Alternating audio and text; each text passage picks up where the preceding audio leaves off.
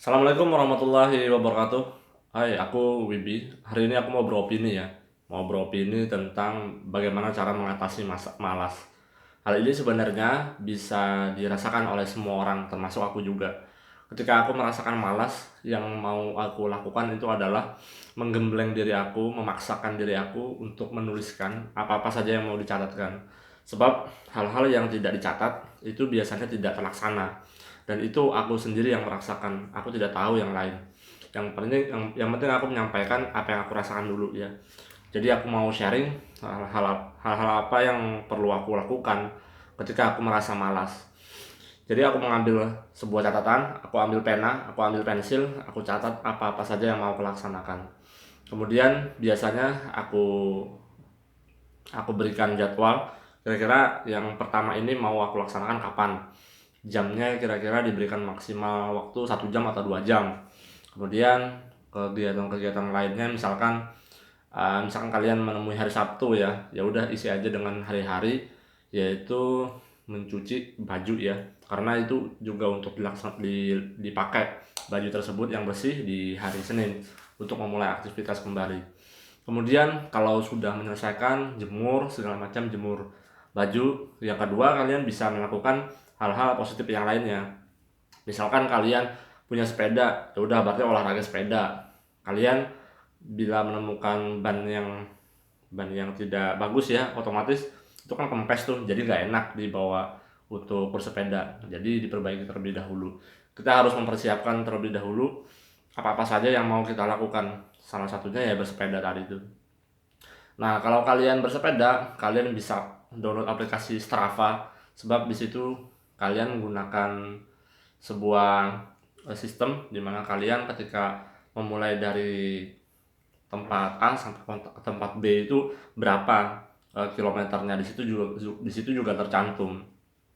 Nah, kemudian kalau setelah bersepeda ya udah mandi. Setelah mandi, kemudian kalau kalian memiliki aktivitas lainnya seperti mengolah lirik lagu, udah olah aja lirik lagu.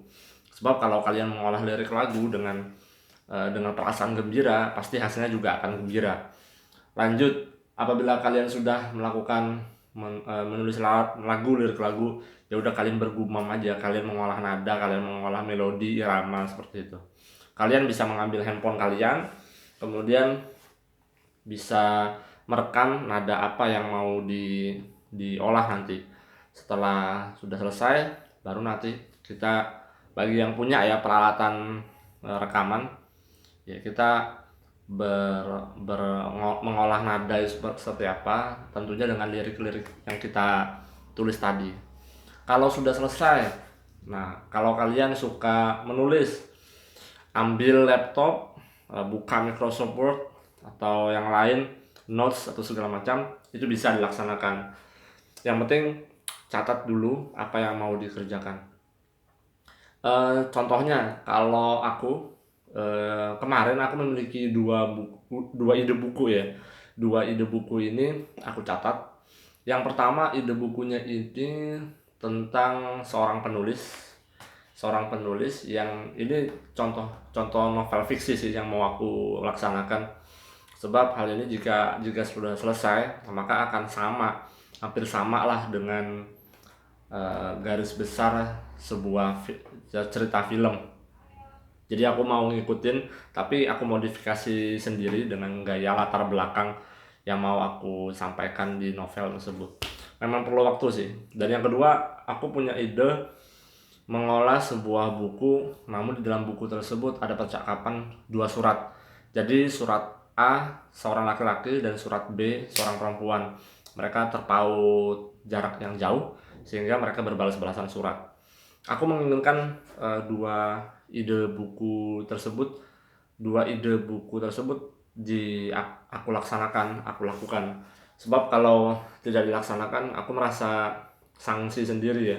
Jadi aku harus merekam video ini, dan aku juga perlu mencatat bahwasanya oh ini karya-karya aku. Lanjut ya.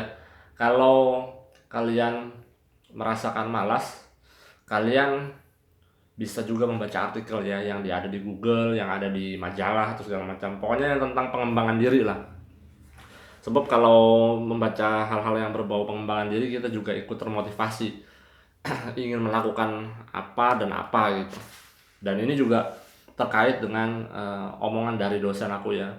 Dosen aku itu selalu menyebutkan kalau kalian sedang malas-malasan, ayo lawan aja. Sebab yang bisa melawan itu hanya diri kita.